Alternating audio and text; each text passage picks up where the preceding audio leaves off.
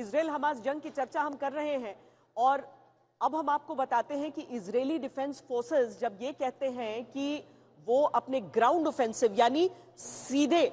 Gaza की territory में कूच करके और वहां पर आतंकियों को नेस्तनाबूद करने और बंधकों को छुड़ाने की कार्रवाई करना चाहते हैं, तो उनके सामने सबसे बड़ी चुनौती क्या हो रही है?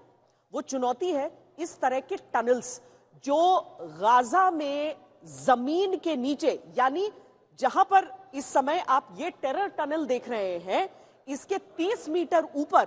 वो रिहायशी इलाके, वो सिविलियन इलाके जहां पर आम लोग रहते हैं और इजराइल का दावा है कि उन्हें एक शील्ड के तौर पर हमास के आतंकी इस्तेमाल करते हैं। अब इन टनल्स को अगर हम देखें तो ये पूरी तरीके से कंक्रीट के बने हुए हैं और दावा यह भी किया जाता है कि जो एड मिलता है, जो मदद दी जाती है अंतर्राष्ट्रीय समुदाय की तरफ से, उसे हमास के आतंकी वहां के लोगों की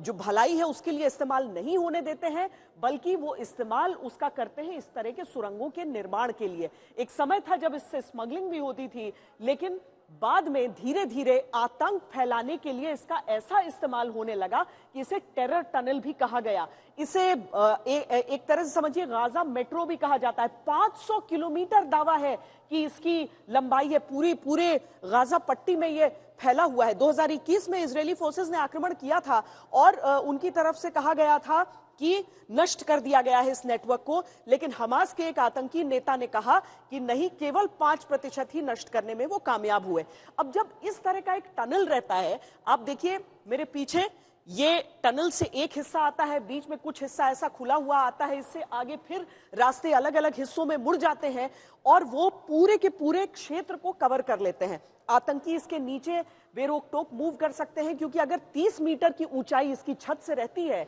जमीन से रहती है,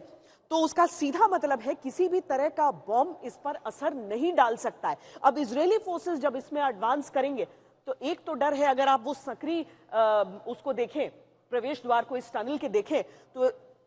इसे बूबी ट्रैप किया जा सकता है, यानी कि भीतर दाखिल होंगे इजरायली सैनिक और उन पर बमों से आक्रमण किया जा सकता है, निकलने का रास्ता उनके पास नहीं रहेगा। लेकिन इजराइल कोशिश कर रहा है कि बंकर बस्टर बॉम्ब्स जो हैं और उसके जो एक खास किस्म के टैंक है, उनका इस्तेमाल इन टनल्स के खिलाफ वो करे। चुनौती बहुत बड़ी है, क्योंकि भीतर गाजा की टेरिटरी में आने के बाद इस तरह के टनल्स में आकर आतंकियों से उनके ही क्षेत्र में मुकाबला करना बहुत परेशानी का सबब हो सकता है।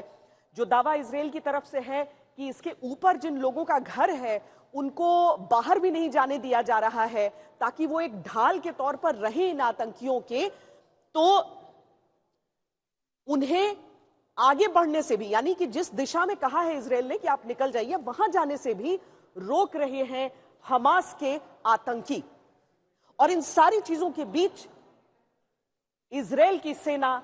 इस कोशिश में जुटी है कि कितनी बड़ी चुनौती भी क्यों ना हो, चाहे इसके अंदर उसने बंधकों को इजराइल के क्यों न रखा हो, उन सबको छुड़ाया जाएगा और इस पूरे नेटवर्क को खत्म किया जाएगा।